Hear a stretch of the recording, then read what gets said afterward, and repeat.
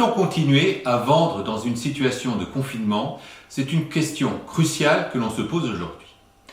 Si vous travaillez dans une entreprise de type pure player ou brick and mortar par exemple, il est relativement aisé de poursuivre une certaine activité commerciale aux questions de logistique près.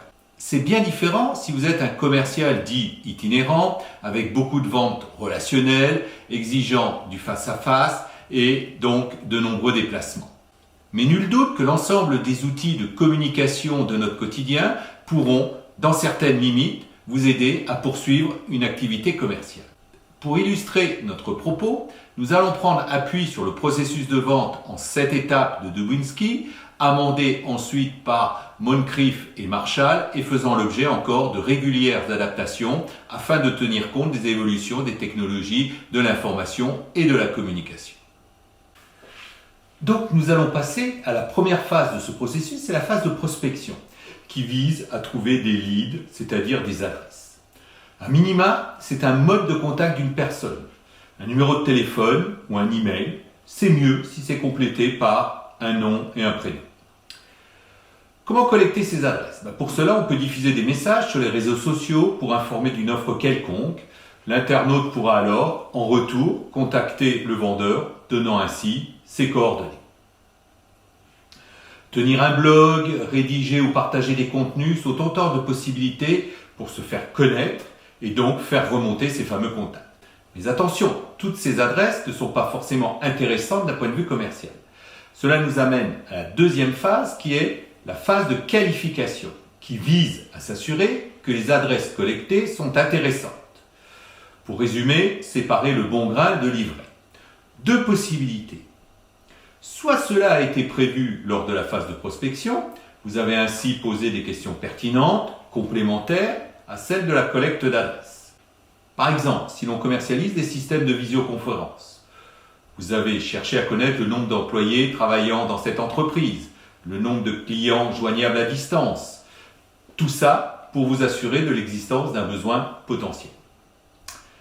Cette phase peut aussi se faire par téléphone, ce qui permet éventuellement, si la qualification est positive, d'enchaîner sur un rendez-vous.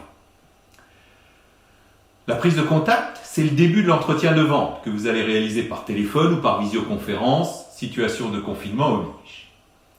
Là, il s'agit de briser la glace, mais aussi et surtout de découvrir les besoins de votre prospect. Fort à parier que ce dernier ait laissé sur les réseaux sociaux une foule inestimable d'informations qu'il vous suffit de collecter, de recouper et peut-être alors de compléter par quelques questions lors de l'entretien.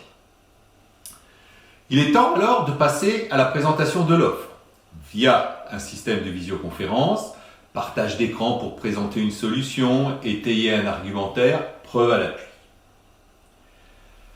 Veillez à conserver un certain langage corporel, c'est fondamental dans ce type de vente relationnelle.